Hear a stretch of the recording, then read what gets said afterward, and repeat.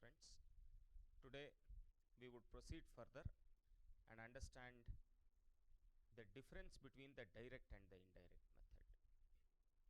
In the last class I told you that the direct method will enable us to access the contents of the memory location. Indirect method will also enable us to access the contents of the memory location. Of course, every student listening to the video would have felt that the direct method is simple, whereas the indirect method is a bit complicated, because in the indirect method we have to perform 3 steps: create a pointer, assign to it an address, and then dereference, that is penetrate a pointer. Why such a hassle? Why such a difficulty? Let us all easily follow the direct method, which is such a simple method, is what most of you would have felt. But at the same time, I also told you that the direct method fails under certain circumstances. Indirect method would never fail. You may ask, sir, can you give an example where the direct method fails and the indirect method succeeds, so that we all will have a strong reason to learn the indirect method, that is to learn pointers more. There should be a strong reason, sir. Show us, sir, where the direct method fails. Proves that, sir, at that point the indirect method works. Then we would be really having a strong reason to learn pointers, sir, is what you may be thinking. I will give you an example today. The example first, I would do it in the direct style. You would notice what happens in the direct style. Next, the same thing I will do it in the indirect style. And then when you look at the output, you would only start agreeing that, oh, correct, sir, pointers, as a developer, as a programmer, I have to have knowledge on pointers. You would certainly agree with it. The example that I am going to take is to swap two numbers, that is to exchange two numbers. Before giving the full program, I am first going to just give you that program segment which performs swapping. These are the 3 lines which perform swapping. These are the 3 lines: temp equal to p, p equal to q, q equal to temp. These are the 3 lines using which swap can be performed. How, sir, you may ask? I'll just demonstrate it. Notice. Assume that this is our variable temp, this is our variable p, this is our variable q. Just assume it. Assume that in p I have initially 50 and in q I have 100. Assume. After that perform this operation. P and q values will get exchanged. Prove it, sir. Notice it. I have told you assignment is right to left associative. So whatever is in p, give to temp. See, whatever is in p, give to temp. Whatever is in q, give to p. Whatever is in q, give to p. Whatever is in temp, give to q.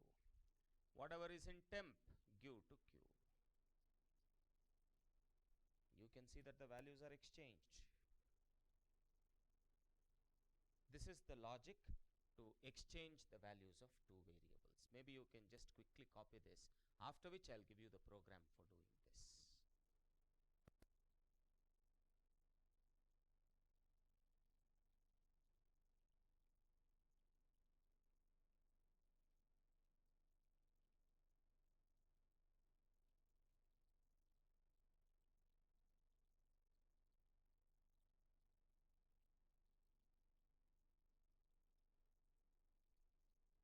Alright. Now I would be continuing further and giving you the full program. Sometimes in the interview they will ask you, swap the values of two variables without using a temporary variable. Sometimes they will ask like that. Those programs also I would be discussing in future. Now my interest is not in teaching you what are all the different methods we have for swapping. That is not my interest. My interest now is, by using one example called a swap, I have to tell you why the direct method is not a very good method, why the pointer method is a good method. That is what I am supposed to teach you. Of course, in my later lectures I will tell you how to swap two variables without using a third variable or without using a temporary variable. How to swap two variables using bitwise operators. All that I would be discussing. Don't worry about it. But now the purpose is different. Anyway, now I would like to swap two numbers, I would like to swap two numbers. So I'm going to write the program. Just pay attention. As normal, I would begin by writing hash include stdio.h. After that, I would write void main. In the main function, I would create two variables. One variable called as a, one variable called as b. I would be creating two variables. And then I will clear the screen. After clearing the screen, I will ask the programmer, enter two numbers. Like this I will ask the programmer. Whatever numbers are entered by the programmer, I will scan it. Integers he is going to write, so percentage d. First number I am going to keep it at a, second number at b. Whenever you scan an integer, you have to use ampersand. These are the rules set by Dennis Ritchie.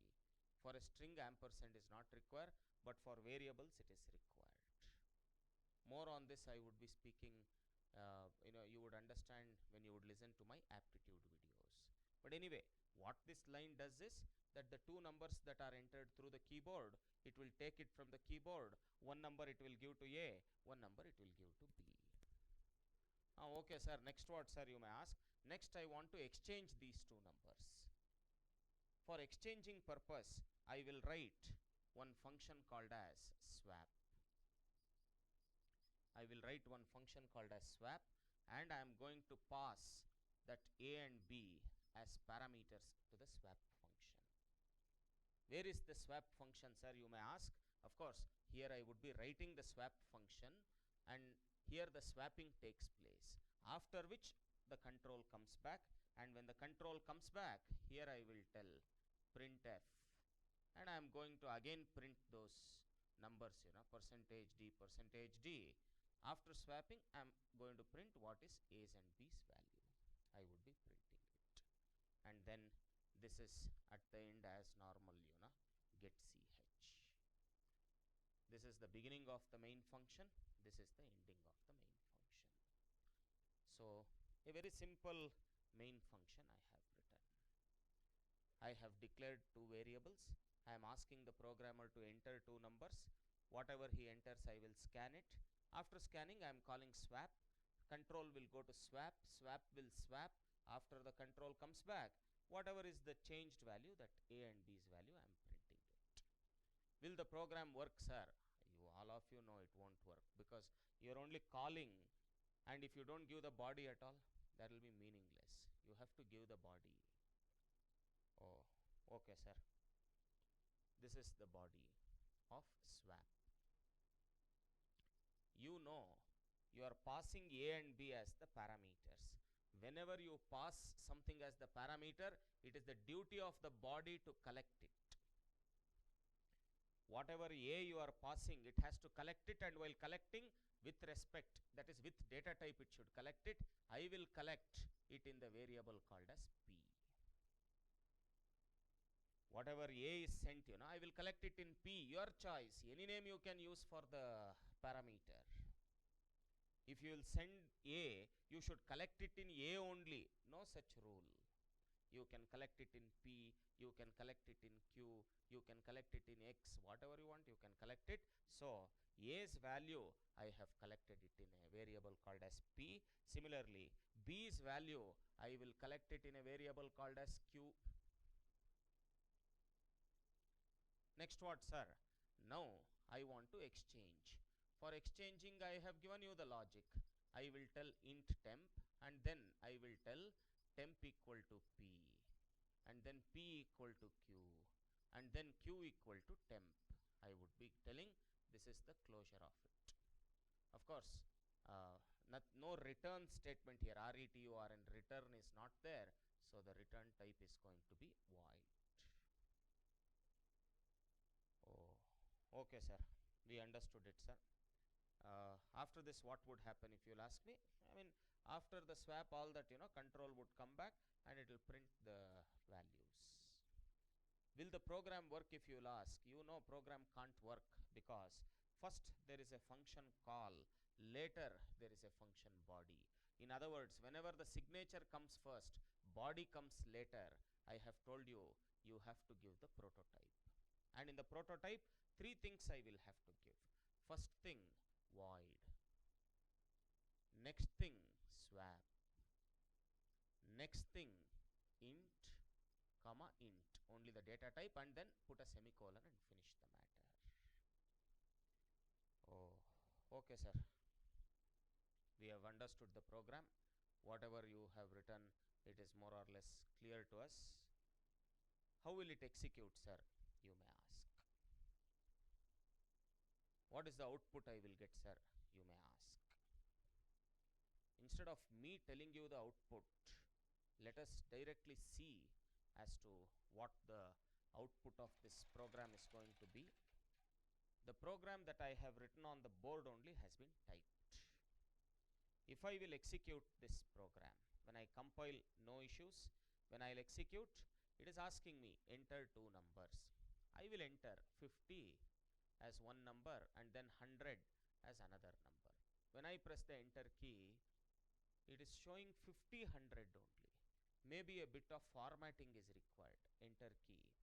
Here after enter two numbers, I can put a slash n here. After that, one slash n I can put, so that it would be easy for us to display it properly. That is the reason. And also maybe between these two percentage d space, if I give some space, one more space, then between the numbers also spacing would come. Here also space if I give, then it would be good. All these are just intentional coding things that I have brought in, so that through this I can tell you what are all the difference. I mean, if you do like this, in the output how it would appear, you would also understand it better. Anyway, now when I will compile, no issues. When I will execute, again enter two numbers. Because slash n I had put, cursor is on the next line. I will enter the two numbers, 50 and then 100. When I press the enter key, it is giving me 50 and 100 only as the output. What, sir? Exchange is only not taking place, sir? You may tell. Is the computer going wrong? Certainly no. As a student, where you have gone wrong, I will be able to explain if I write the memory map for this program. 100% exchanging is taking place, but still we are getting the output as 50 and 100 only. Before exchange also 50, 100, after exchange also 50, 100. What is this, sir? We are unable to understand it. You may tell. All of you listen. Whatever this program I have written, I would like to pictorially represent the program. Whatever program you have written, I would just like to pictorially represent it. Pay attention. This is our program. Assume this is our program. Now in your program, you have two functions. One is the main function, another one is the swap function. I hope all of you would agree with it. Look at the main function and tell me which are the variables that you have created in the main function. If you look at it, obviously a and b are the variables that I have created in the main function, which is what here I am showing, that in the main I have created a, in the main I have created b. These are the two things that I have created. Similarly, look at the swap function and tell me which are the variables that I have created in the swap function. If you notice, in the swap function, don't think that only temp is created inside the swap. Even PQ also belong to swap only. After all, you have created PQ also in the same line as swap. Not that only if it is present inside that you should consider it. Even this is also belonging to swap only. Hence, in other words, P is created, Q is created, and obviously temp is also created in swap. Okay, sir, we understood. But why is it that we are getting before exchange also 50/100, after exchange also 50/100? That you are not explaining, sir. You may tell. Correct, I will explain. Listen. Always execution begins from the main function. In the main function, after the execution beginning, it is asking you to enter two numbers. You entered the two numbers as 50/100. You entered. Whatever 50/100 you entered through the keyboard, one number went and sat in A, another number went and sat in B. So, A got the value 50, B got the value 100. My duty was to exchange that. For exchanging purpose, after collecting the numbers, you had given a call to the swap. Because of that, control went to swap. Not only that, you have also passed parameters. You know A's value went and sat in P, B's value went and sat in Q. So, A's value came and sat in P, B's value came and sat in Q. Next, sir. Next what? Control is here. Int temp. Okay, temp is already created. Next, P equal to temp equal to P means whatever is in P give to temp. See, whatever is in P I will give to temp. Next, whatever is in Q give to P. Whatever is in Q I will give to P. Next, whatever is in temp give to Q. Whatever is in temp give to Q. Exchanging is over. P and Q are 50 and 100. Exchanging is over. Because work is over, control comes back. When the control comes back, here you are telling printf AB. Look at AB. It is 50/100. That is why computer printed 50/100. Computer is not wrong.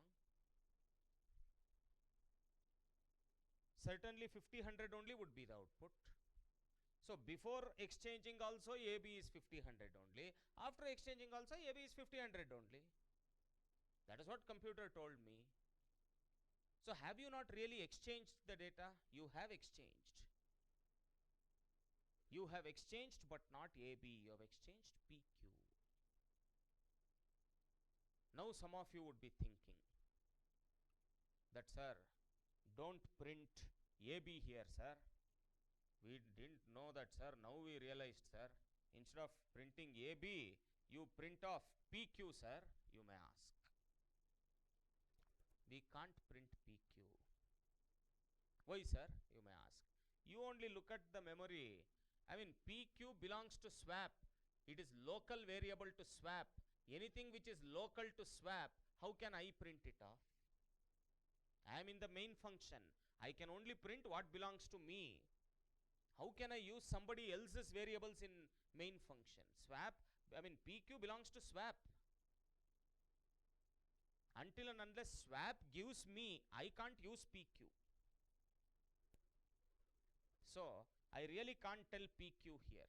I really can't tell. Because they are not belonging to me at all. Oh, then you do one thing, sir. Why all this confusion? You tell off, sir, return P. Because after swapping, you return, sir, return P. Also, return Q. Tell off, sir, like that. Return. Return P so that this P can come and sit in A. Return Q so that the new value Q can come and sit in B. Now will it work, sir? You may ask. Now also it won't work. Why, sir? If you'll ask. Please understand. In a function, only one return can be there. Why, sir? You may ask. Think logically. After exchanging, this return will take the control back to the main. This return, second return, would never get a chance to execute. The first one itself would have taken the control outside the function. Always remember, a function can return only one value. It can never return more than one value. Only one value it can return. How can you tell return P, return Q? Because return P will itself take off the control here. This second return will never get a chance. Don't think that, sir, again let it come and return. That is your expectation. But once the control comes back, whatever remaining work is here, that it will do, and control will go off to the OS. This return would never get a chance. Even otherwise, you only think P is one integer, Q is one integer, so two integers I am returning, so I can't put the return type as int. Like this I can't tell. That two integers it is returning, so int is the return type. I can't tell. Please understand one thing. In a function, many returns sometimes you may see, but all returns won't work. Only one return would be working. You might sometimes in some programs, you can see return. That doesn't mean 3 times control will return. How will it return 3 times? One of those returns only will work. Here also, if you write 2 returns like this, then only the first one will work, the second will never get a chance. In other words, returning is also not an option. Returning is also not an option. So now I know you have this doubt now. Sir, what are you telling then? If I am telling you to print PQ here, you are telling no, I can't print PQ because PQ belongs to swap. I can't simply use it off. So I have to tell AB only, you are telling. I can't use PQ because it doesn't belong to me. So we are telling then return PQ, that also you are not agreeing. Then how will I get the answer, sir? Because I am getting the output as 50, 100, 50, 100. Only I am getting the output. Correct. That will only be your output because this is what is the problem associated with the direct method. I began the lecture by telling direct method doesn't work always. The pointer method, if I use and rewrite this program, it will work. In fact, whatever I have taught you now, this is only called as pass by value. This is only called pass by value, in which case A's value you passed and gave to P. B's value you passed and gave to Q. In pass by value, any changes occurring in the formal parameters will not get reflected back in the actual parameters. They will not get reflected back. This is only called pass by value. One simple analogy I will tell you. Just try to understand this analogy. Assume that I have 2 textbooks, very costly textbooks. This is the teacher, having 2 costly textbooks. Student, probably can't afford that. Hence, student in the beginning of the semester came and requested the teacher that, teacher, these 2 textbooks are very costly. Please, if you can give the textbook, I will take a Xerox copy of it. The student requested. So, the teacher gave the first textbook, student took the Xerox copy. Even the second textbook also, student took the Xerox copy. So, both the textbooks, the fellow took Xerox copy. During his semester, he did all the modifications. In the Xerox copy, he did modifications. During the semester, in the Xerox copy, he has made all the modifications. Whatever new points he had to write and whatever he marked it as important, all that he made it on the Xerox copy. Unfortunately, during the study holidays, he lost off the Xerox copies. One of his friends knew probably that this fellow's Xerox copy, it is so good that if I would certainly pick it up, then I think I will be able to clear the exam. So one of his friends picked it up during the study holidays. So this fellow lost the Xerox. Immediately, he came back to the teacher, telling that, teacher, please give me your book. I have lost my Xerox. Teacher told, okay, take the book. Then this fellow is questioning that, teacher, where are all the changes that I made? I know now you may feel that it's a joke, but you yourself expected the changes to be reflected here. You only felt 50, 100, 150 as the answer. Means whatever change you made in the Xerox copy, you expected it to get reflected in the teacher's original copy also. How will that happen? This is the problem of pass by value. In pass by value, value of the variable gets passed from the actual parameters to the formal parameters. Any changes made in the formal parameters will not get reflected back in the actual parameters. This parameter passing technique is called as pass by value. Oh, so is there no way in which I can really display the output, sir? I will do one thing, sir. This printf only I will put off here, sir. I will put off printf only here, sir. Printf pq. Yes, if you put here printf, you will get the answer as 150. But my question was to not swap pq. I had asked you to swap ab. So I won't let you put a printf here because I wanted you to swap ab. My interest is to swap ab. Who told you to take a copy there and tell that I have swapped this? So look at this. That I won't agree. I want to print ab only. Because I have asked you to swap ab only. Oh, okay, sir. So what to do now, sir? If you ask, nothing you can do. This is what is the limitation of pass by value. The same program, I will rewrite it using pointers. Then you will notice as to 100% the swapped value you would be able to get.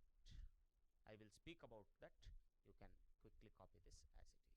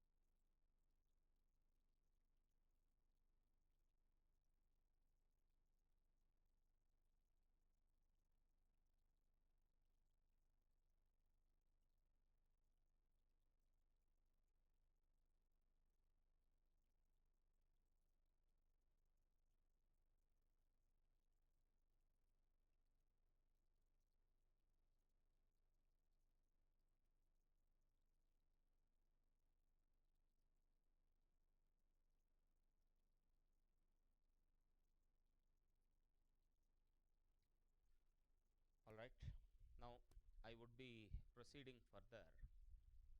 How to modify this program? Pay attention. Don't get confused. Just pay attention. What I will do this time is that instead of sending A and B as the parameters, I will send off the address of A and the address of B as the parameters. So I am not sending A and B, I am sending the address of A and address of B. You only tell me, if you are sending the address of A, then should an ordinary variable collect it or should a pointer collect it? I have given you the definition of a pointer. Pointer is a variable which is capable of holding the address. Obviously, P can't collect the address of A. If at all address of A you are sending, then you should make P as the pointer. How to make P as a pointer? I told you, put a star here. After all, this is a declaration statement. In the last lecture, I have told you, whenever a statement begins with a data type, that is called declaration statement. In the declaration statement, if star comes, then that star should be treated as pointer creation operator. So really, in this line, I am creating one pointer P. Now that P is a pointer, easily it can collect the address. Now that Q is a pointer, easily it can collect the address. So now pictorially, if I will have to represent, now P and Q are not normal variables, rather P and Q are pointers. Not only P and Q are pointers, for P you are giving the address of A. So P is pointing to A. For address of B you are giving to Q, which means Q is also not dangling, it is pointing to B. But always pointing will be to the border only, I have told you. If you want to access the data, penetrate it. That is what I have told you. Oh, next what, sir? Okay, you have passed the addresses, so pointers have collected it. Control comes in, int temp. So, like this, temp is created. Int temp is created. Next what, sir? P equal to temp I can't tell this time. Remember, P and Q are pointers. And through pointers, if you want to access data, you should penetrate the pointers. Only then you will get the data. That is common sense. I have already in the last lecture told you. So, for penetration, which operator will you use? Correct, star operator. That is what I am telling. Wherever pointers are there, don't even think. Mechanically tell off star, star, star, star. Don't put off a star for temp also. Temp is normal variable. Anyway, looking at this star, I don't think anybody is getting confused as to which star it is. 100% it is not pointer creation operator because it's not a declaration statement. This is pointer creation star because data type is there. Whereas this star is not pointer creation, this star is not multiplication. Then which star is it? It is penetration. What is the meaning of this line, sir? If you ask me, listen, the meaning of this line is penetrate P. Penetrate P, whatever you will get, give it to temp. That is the meaning. Notice it. Penetrate P. Whatever you will get, give it to temp. Oh, okay, sir. Next. Similarly, right to left associative. Penetrate Q. If you will penetrate Q, what you will get is 100. That give it to star P. Star P means inside. To that place, whatever is here, give it. That is the meaning of it. Very simple. Penetrate Q. When you penetrate Q, 100 you will get. Where to give? That 100 will you give to P? Don't give that 100 to P. Give it to star P. Star P. Give it to that. Means to that place. Penetrate and to that place you give it. Similarly, temp. I am not telling temp, give it to Q, I am not telling. I can't give temp to Q. Why will I give to Q? Where will you give temp then? Temp, I want to give it inside. Inside means star Q. To that I should give. That is what I am telling here. Temp, give it to star Q. Temp means that this 50, give it to star Q. Means penetrate it and at that place put it. That is the meaning. Even otherwise, whenever pointers come, if you want to access the data, star, star, star, star, you tell off. Automatically data gets accessed. After that, sir, work is over. Control comes back. When the control comes back, you are asked to print A and B. Now you only check what is A and B. 150. So the output is going to be 150. Sir, what, sir? You are not returning any value at all. If control will return, sufficient. I need not return any value because I have directly acted on the original book only. I didn't take a copy of the books at all. No need to return anything because I have been acting on the original copy only. That is why the return type is void. But still, we have had changes in the value of the variables because I have been acting on the original copy only. Will it work, sir? No, it won't work. Reason is your prototype is not correct. Your prototype should be void swap int star and int star. That is how your prototype has to be. Now will it work, sir? 100% it will work now. It will work now. Notice. When I compile it, no issues. When I will execute it, it will ask me two numbers, 50, 100. If I will enter, output is 150. Anything you enter, for example, 999, if you will enter, then the output would be 99.9. This is what is actually called as pass by reference. I know you would have heard these names. Pass by value, pass by reference, you would have heard.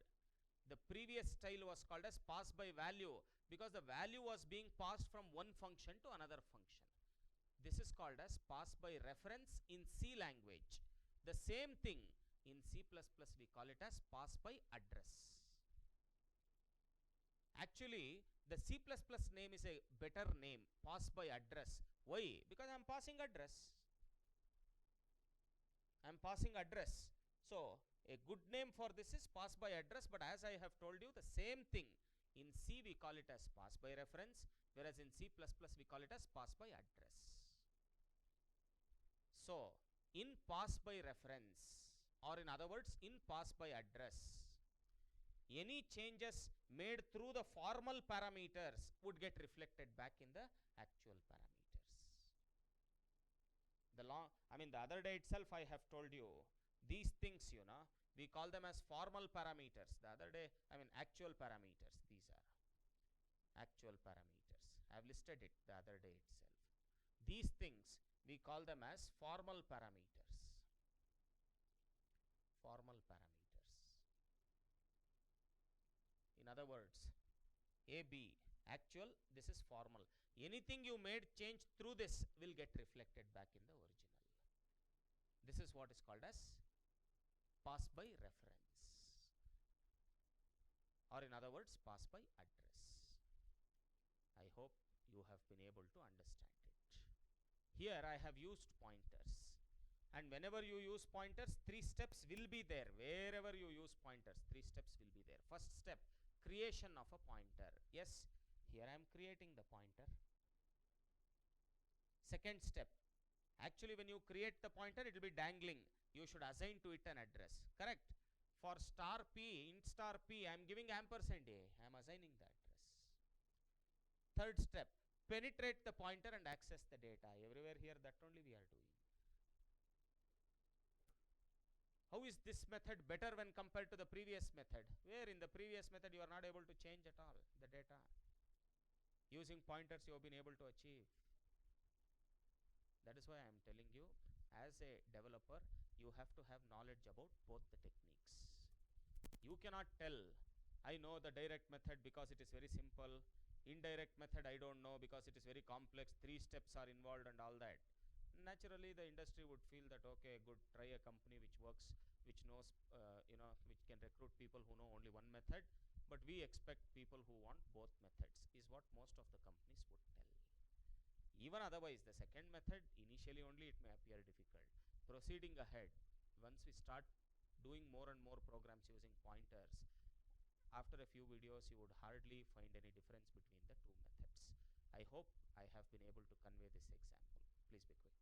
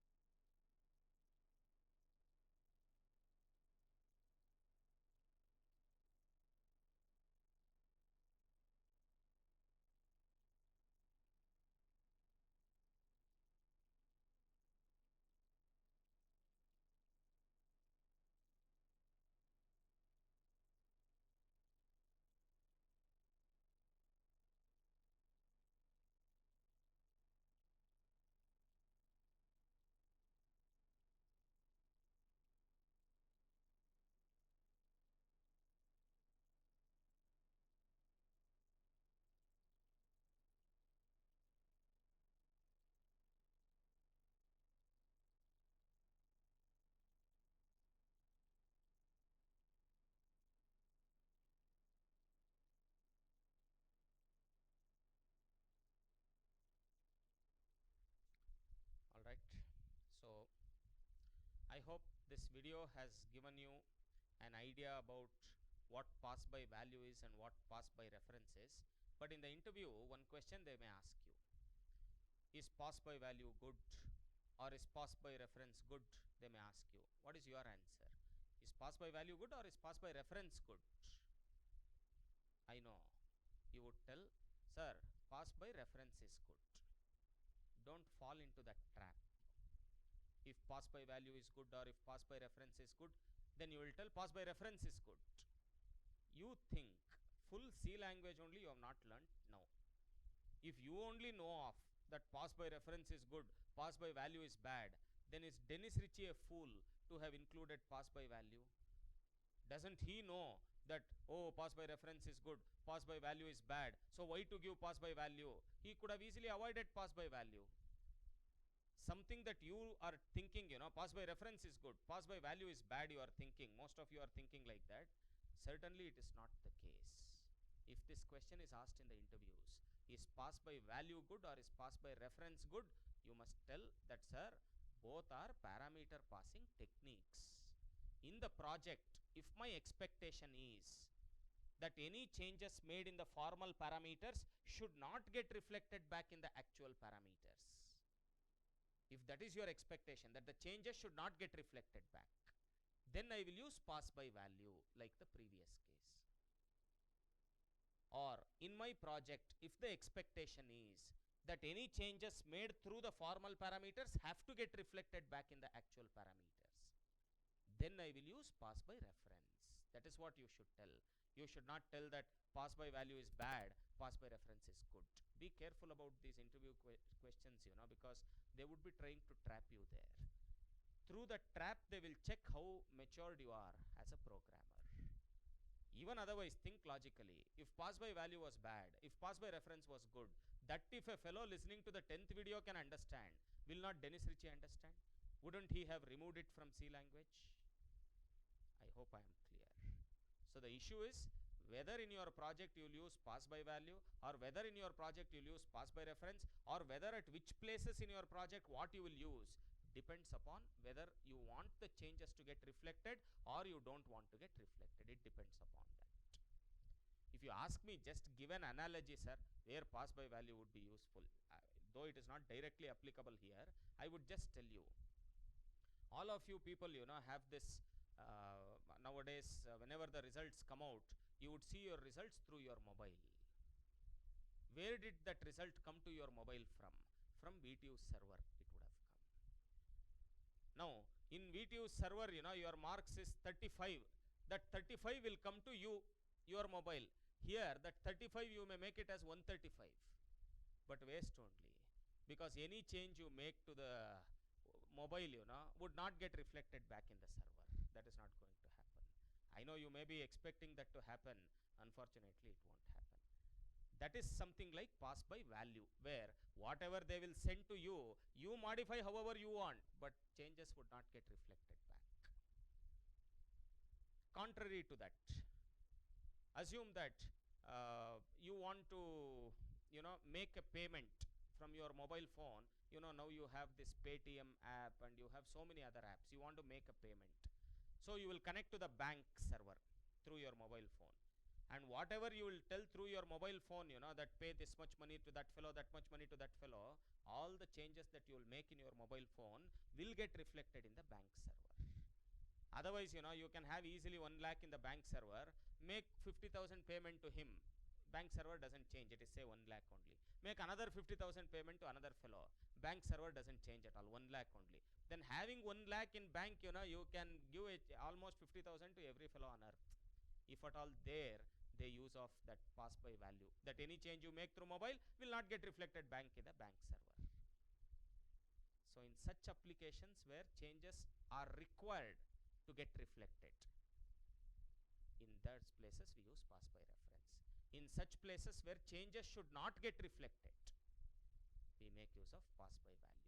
Though these two examples that I gave you directly are not examples of pass by value and pass by reference, but I just gave you an idea that in the project there will be such scenarios. So don't fall into this trap. Is that good or is this good? Both are good. You should know when to use it. Where you have to use an axe, use an axe. Where you have to use a pin, use a pin. Don't answer, is pin good or axe good? Where you should use a pin if you use axe. Where if you use an axe, if you use a pin, certainly you would not be considered to be a fellow with common sense. I hope all of you have understood it. Thank you very much.